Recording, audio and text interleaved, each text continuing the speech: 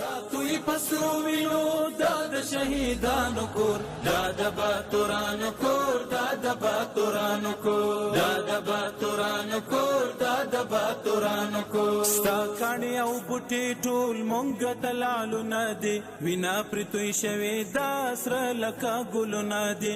کلی څوک نیولی شي دا د زمریانو کور، دا د باتورانو کور، دا د باتورانو.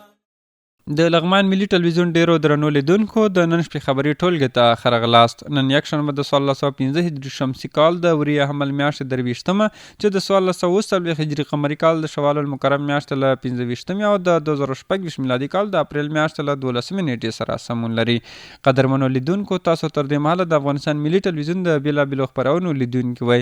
اوس هم پام وکړئ د لغمان ملي ټلویزیون سیمه ییزو خپرونو ته په پیل کې هم خبرونه. زه هدایت الله دانش یم. بسم الله الرحمن الرحیم.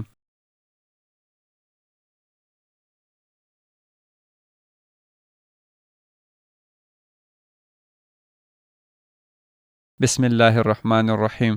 د امنیه قومندانۍ امنیتي مرستیال لیشنګ ولسوالۍ ته د رسمي سفر په ترڅ کې د یادې ولسوالۍ د امنیتي وضعیت ارزونه ترسره کړه. د لغمان امنیه قومندانۍ له رسنیز دفتر څخه په خپره شوې خبرپاڼه کې راغلي چې د یادې قومندانۍ امنیتي مرستیال قاري عبدالباسط صدیق الرحمن تیره شپه ناوخته د لیشنګ ولسوالۍ د امنیه قومندانۍ څخه لیدنه وکړه او د سیمې عمومي امنیتي وضعیت له نږدې وارزوه. په خبر کې راغلي په دې لیدنه کې نوموړي د لیشنګ ولسوالۍ د امنیه قومندانۍ له مسؤلینو سره ناسته ترسره کړې، د امنیتي تدابیرو شته ستونزو او د لاښه همغږۍ په اړه لازمې لارښوونې وړاندې کړې دي.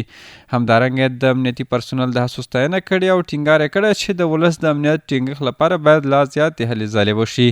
په خبرپاڼه کې زیاته شوې چې امنیتي ځواکونه شپه او ورځ د خلکو د خوندیتوب لپاره ژمن دي او هڅه کوي چې په ټولو ولسوالیو کې امنیتي وضعیت لا پیاوړی او باثباته وساتي. لغمان کې پولیو یا ګوزڼ ناروغۍ د مخنیوي واکسینونو د کمپاین پرانیسته وشوه. لغمان ولایت کې د عامې روغتیا ریاست د مسؤلینو له لوري د واکسین د 4 ورځني کمپاین پرانیسته وشوه.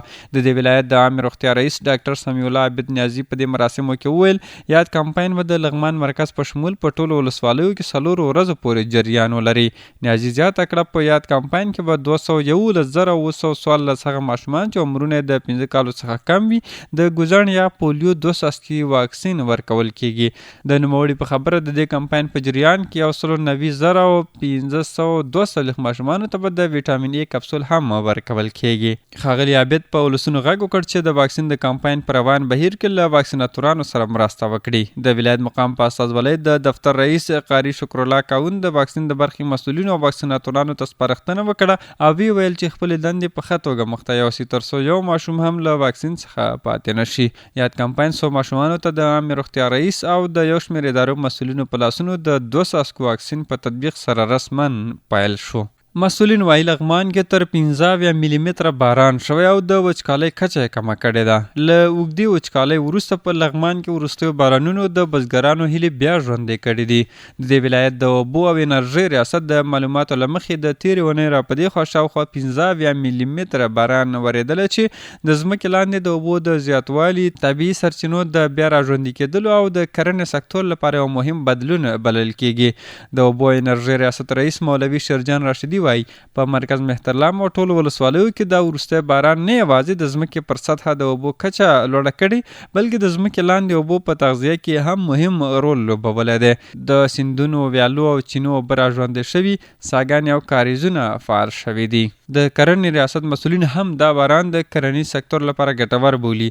دوی وایي د بادپاخ، الینګار او لیشنګ ولسوالیو همدارنګه د مرکز اړوند ګلارام او مرزیو سیمې له جدي وچکالۍ سره مخ وي، خو اوس تر ډیره د اوبو د کمښت ستونزې راکمې شوې دي.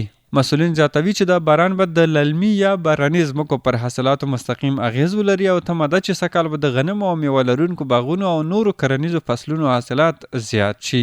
که څه هم د لغمان وروستي بارانونه د وچکالۍ د کمېدو لپاره یو مهم ګام بلل کېږي، خو بلخوا ورسره ګڼ شمېر خلکو ته مالي او ځاني زیانونه هم رسېدلي دي.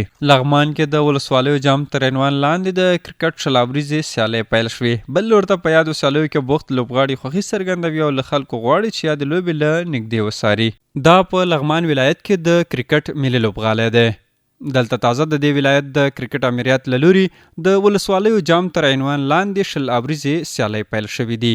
د دې ولایت د کرکټ ادارې مسؤلین وایي دغه سیالۍ د نویو استعدادونو د موندلو په موخه پیل کړي چې 10 لوبډلې پکې برخه والي دي. دغه سیالۍ 15 ورځې دوام کوي او 10 لوبډلې دي په 2 ګروپونو باندې ویشل شوي. دغه لوبې د موږ په کلني پلان کې شامل دي د افغانستان د کرکټ بورډ لخوا نه چې موږ ته کوم پلان راکړل شوی دی او د ډېرې مهمې لوبې دي او موخه هدف مو د لرو او پرتو ولسوالیو څخه استعدادونه راویستل دي او د لوبغاړو تشویقول دي. بل لور ته د دې سیالیو ګډونوال لوبغاړي د یادو سیالیو په پیلېدو خوښي څرګندوي او د کرکټ له مینوالو غواړي چې یادې سیالۍ له نږدې وڅاري. ډېر زیات خوشحالي زه ده چې لغمان کې داسې یو معیاري ګراونډ جوړ شوی ده. زموږ خپل ټاټوبی ده دلته چې موږ خپله لوبې کوو لا زیات خوند کوي. یعنې دلته غټ پلیران چې راځي د نورو جونیئر پلیران سره خپل اکسپیرینس شیر کوي او زموږ چې شی زه د نورو ځوانانو سره به هم شریکوو. ډېر زیات خوشحاله یم چې د لغمان په سطح باندې یو ځل بیا د ولسوالیو جام ټورنمنټ شو ده او ډېر زیات ورته خوشحاله یو ځکه نوی لوبغالی او نوې لوبې نو له ولسونو څخه مو غوښتنه دا ده چې راشئ دغه لوبې له نږدې وګورئ. لغمان کې دغسې ماحول درته برابر شوی ده. همدغه میچونه دي چې د نوو ځوانانو د پرمختګ سبب ګرځي له همدې جنه سټپ بای سټپ انتر ملي لوبډلې پورې رسیږي. دا په داسې حال کې ده چې په دې ولایت کې د تیر 1404 کال په وروستي میاشت کې د رمضان جام تر عنوان لاندې سیالۍ هم ترسره شوې وې. د لغمان ملي ټلویزیون ډیرو درنو لیدونکو دا وه د نن شپې خبري ټولګه له ملتیا او پاملرنې مو نړۍ مننه. تر بیا ښې چارې.